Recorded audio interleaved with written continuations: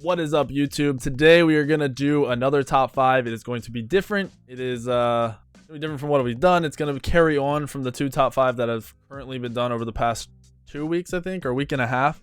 So we've done a jungle top 5. We've done a mid top 5.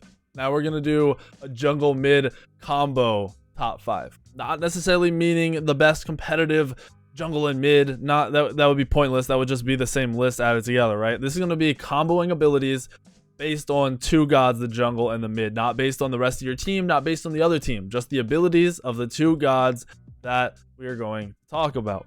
Now, with this being said, you can do well. This will do well in casuals. This will do well in ranked.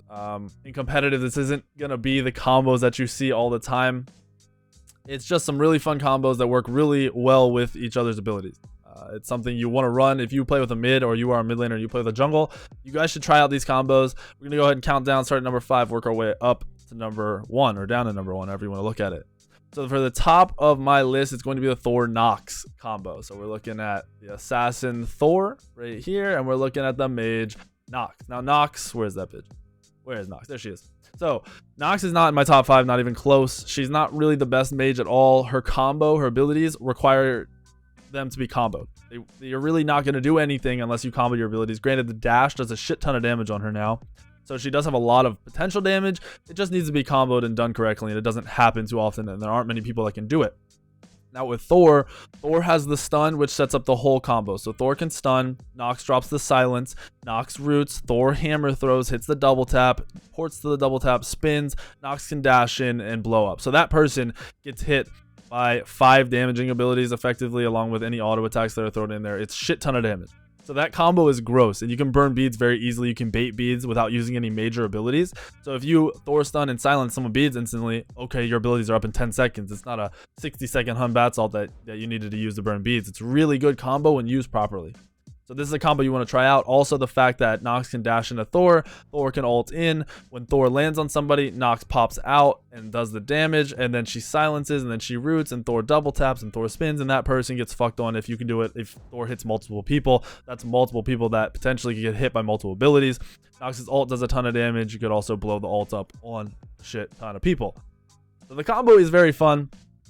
Granted, most people can't play Nox very well. Like I said, if you have a friend that can play Nox, likes to play Nox, play it with Thor, and let me know what you guys think of the combo. I think it's really fun, and it's something to be looked at.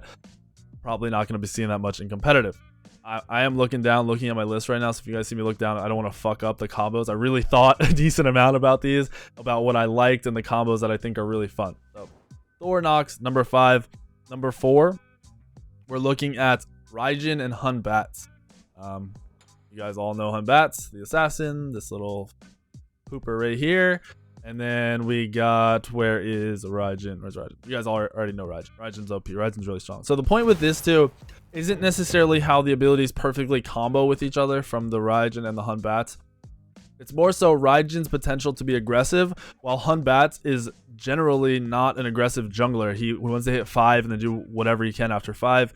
While obviously you still want to hit 5. With Raijin can control the lane and can keep the pressure out, while Hun Batz can obviously help clear, but it's not Hun Batz putting any of the pressure or being scary. It's the fact that Raijin can do a shit ton of damage in a very short period of time while also clearing the wave.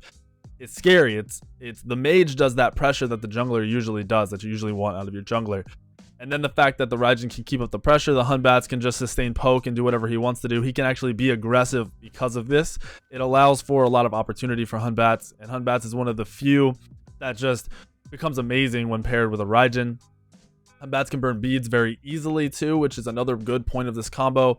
Hun Batz burns beads, and then Raijin waits until the beads fall off, 2 seconds, then instantly ults, can control that person with his ult, either pull him back in, do a shit ton of damage, peer out with the ult.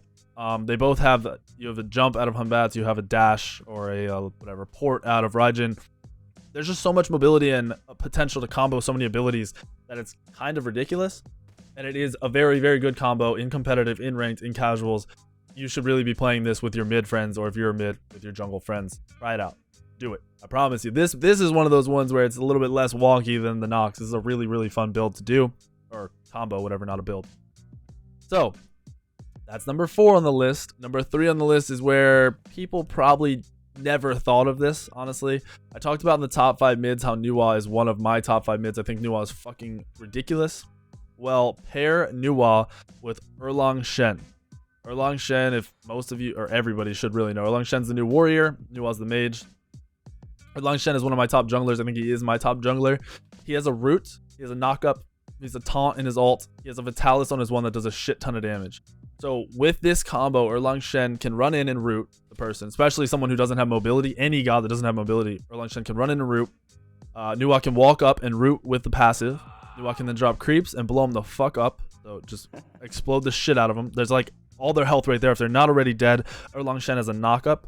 If the knock-up doesn't help him kill him, Erlang Shen has a taunt, which can just pull him back in. That's obviously level 5. So even before level 5, you still have that knock-up. They should be dead by the knock-up. If they're not dead by the knock-up, Erlang Shen can pop the 1 and just auto him down for 5 seconds, all while Nuwa is still autoing, using other abilities, putting in work.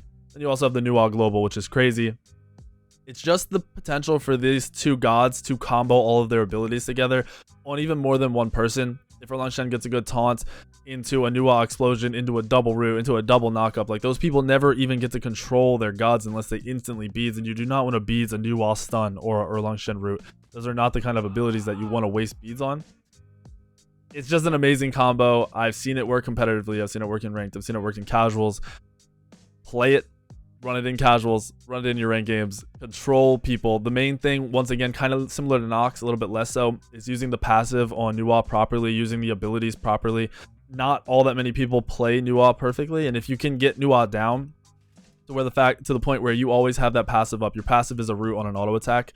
If you always have that up, you're unstoppable. You do crazy damage. You know how to use your creeps and explode them. It's pretty straightforward. The passive is the thing that most people do not utilize, so you want to make sure you utilize that. And just dumpster with this combo. I think it's really fun. As a jungler on Erlang Shen, you have that control. Sometimes you don't get enough damage in. With someone that you can set up like that, there's no question whether you'll have enough damage. That was our number 3 on the top 5 jungle mid combos list. Working our way to number 2. This one shouldn't be as shocking. It is Scylla, mage. We all know who Scylla is. Where is she? There she is. And the jungler is Ne Zha. Ne Zha is right here. So this combo is straightforward. Ne Zha has a stun. Scylla has a root. So you can stun into a root combo, just auto a shit ton. Out of the stun root combo, Scylla can throw a 2, do a lot of damage. Person's probably dead if they sit through all of that for any period of time. Then we get past the main regular abilities, and you have an ult on Ne Zha that takes them up in the air, paired with Scylla's ult the second they hit the ground. So assuming you do, say, a full combo of abilities, at level 5, we'll go with level 5, because the reason that this combo is so good is the fact that the ult takes someone up and Scylla can hit the ult before the person can react once they hit the ground. And essentially they should die almost every time, and then Scylla gets a reset on the ult, gets the ult somebody else. So we'll say we'll go from a level 5 raw just fight. Ne Zha stuns in, autos out of it, doesn't ult right away. Scylla roots out of the stun, so the person still hasn't moved, all while Ne Zha is autoing, like we talked about. Scylla throws in the 2, more burst damage. Person hasn't died yet. Ne Zha ults him in the air. Person still hasn't died yet. Scylla ults. That person, there's no way the person lives through all those abilities if they're all hitting. It's impossible.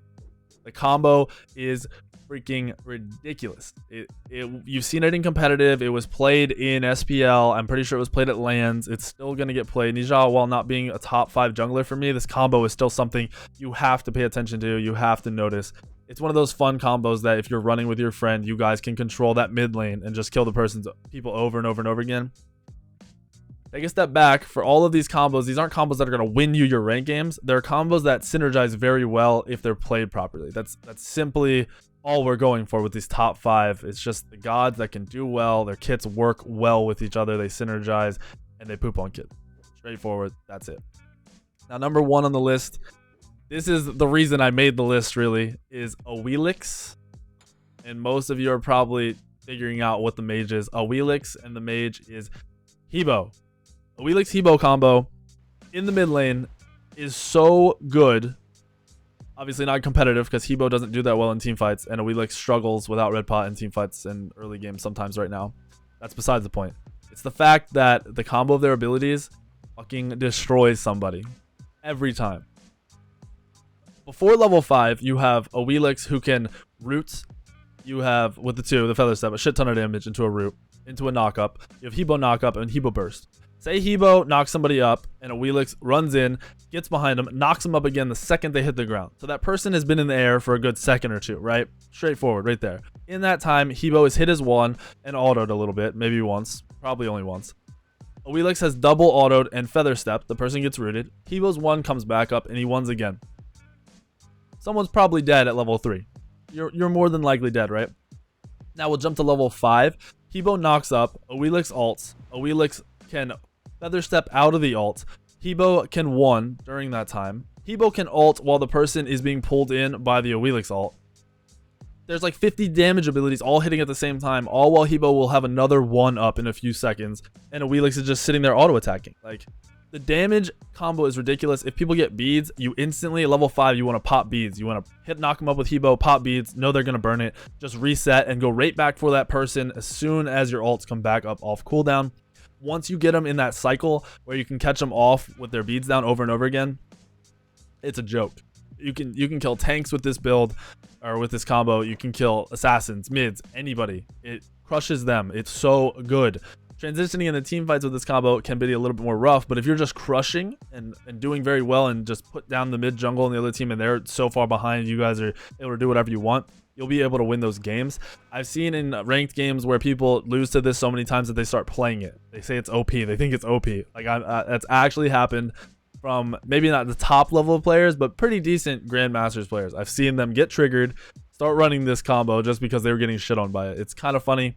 This is the most fun, and it's almost like troll. Like when it starts working, when you figure out the way the abilities need to work together and how you guys need to play it, it's pretty fucking hilarious. So I recommend you guys try it. Let me know what you guys think of these top 5 jungle mid combos. Let me think what would you think basically about the 5 I picked.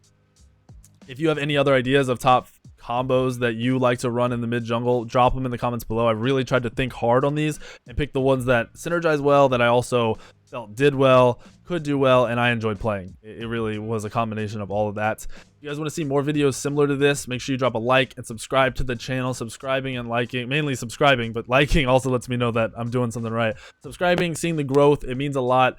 It's a lot of motivation, as well as you guys just viewing the videos in general. I really do appreciate it. So, like I said, hopefully you guys like this video, and I will see you in the YouTube video tomorrow. Secrets.